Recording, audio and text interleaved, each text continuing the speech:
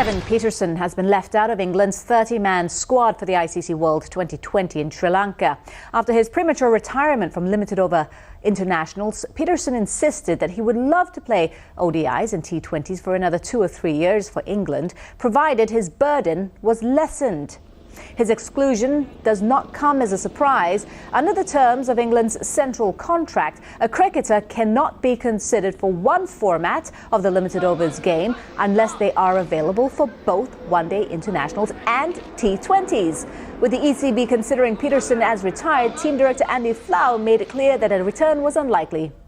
The conversations that Kevin's been having is between himself and his representatives and the board. You know, the players haven't been involved, the management haven't been involved, and that's the way we'd like it to remain. You know, it hasn't been a distraction to us. It's something that hasn't entered our thinking, and that's just allowed us to concentrate on preparing properly for this game, which is obviously the most important thing.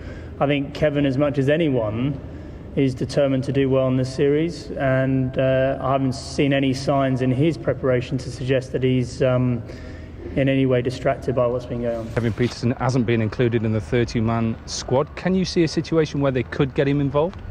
Only if he makes himself available for all forms of the game. Just reading between the lines, it's in a contract that says if you retire from one form of limited overs cricket, then you retire from the other. I know that Kevin wanted to play in this World 2020. He's the best player for England, but through this decision he has come to, has not allowed him to do it. I'm sure there would have been a conversation, there could have been compromise, but there wasn't. I just hope Kevin doesn't look back at the end of his career and just say, I wish I had been involved in Sri Lanka, especially if England go on to win it. Were you surprised he made that decision and actually walked away so quickly and so easily, really?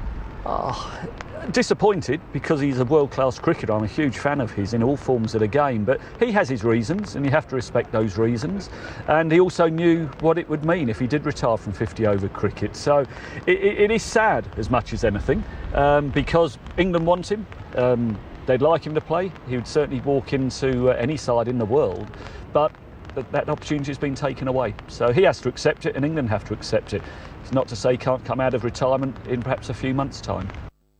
The BCCI has announced India's provisional list of 30 for the upcoming ICC World T20 Championship, hosted by Sri Lanka in September. Yuvraj Singh has been named in that list. According to Chief Selector Krish Shrikant, a guy who's won the World Cup for India deserves a comeback.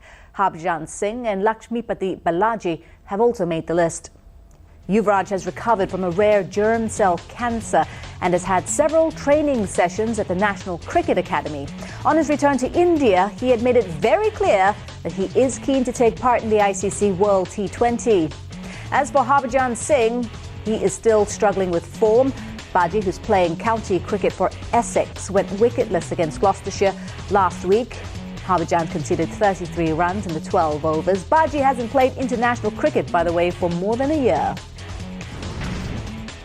All right, this is the list. Mahendra Singh Dhoni will lead the side, and regulars such as Virat Kohli, Virendra Sehwag, Gautam Gambhir and Zahir Khan have been included.